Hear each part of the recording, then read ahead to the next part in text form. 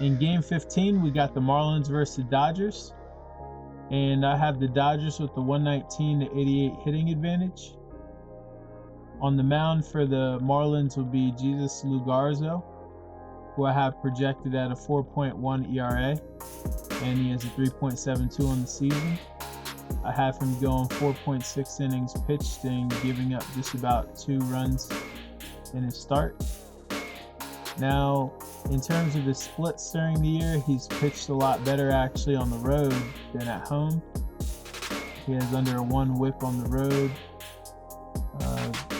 but a 13% base on ball, which is odd. But he has a higher left on base percentage, so he's just leaving batters stranded.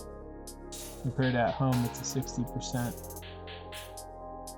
So overall in the season, he's been, fairly consistent.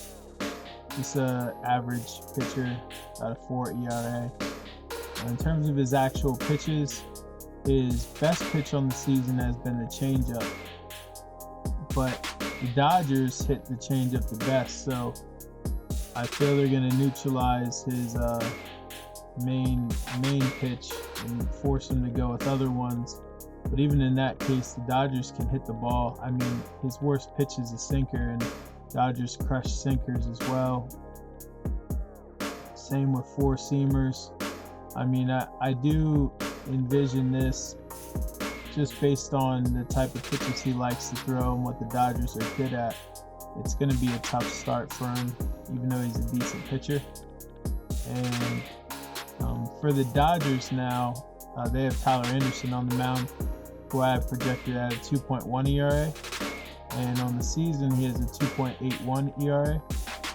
And I have him going 6.7 innings pitched and giving up about 1.6 runs on average. And when you see his the splits on the season, he's actually a better pitcher at home. He's a .86 whip, which is really good. 0.72 home runs per 9, 3% base on ball rate, which is really good. And in terms of his actual pitches, he throws the fastball the most, which is more of an average pitch. It's not great. His sinker is actually his worst pitch. But overall, I would say it's the changeup's his best pitch by far, but the Marlins can hit the changeup a bit. And it actually was his 4-seam that was the worst, not the sinker. Sinker is his second best pitch for Tyler. But yeah, I think overall he'll have a decent start. I think he'll be able to rely on that changeup a good amount, sprinkle in the rest of the pitches, and he'll do just enough to give up a few runs. And the Dodgers, I think, are going to pour on some runs in this game though. So when you look at relief pitching, I have the Dodgers with the they have a 3.38 projected ERA, where the Marlins have a 4.63. So the 4th ranked versus 19. And then I have the Dodgers at a 2.76 to a 3.91 projected ERA. So 13 to 27. So the Marlins are kind of near last of the league in setups and closers.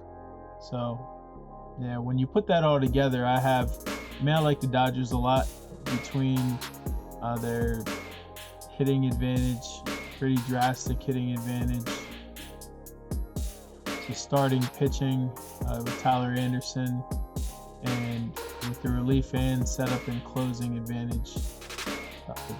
I do think this line should be like even 300, minus 300 would be fair in my eyes. So though it's 3% value, this is one I'll be betting. So I have minus 272, and the actual line's minus 245. And on the run line for the Dodgers, minus 1.5, I have minus 146, where the actual line's minus 110.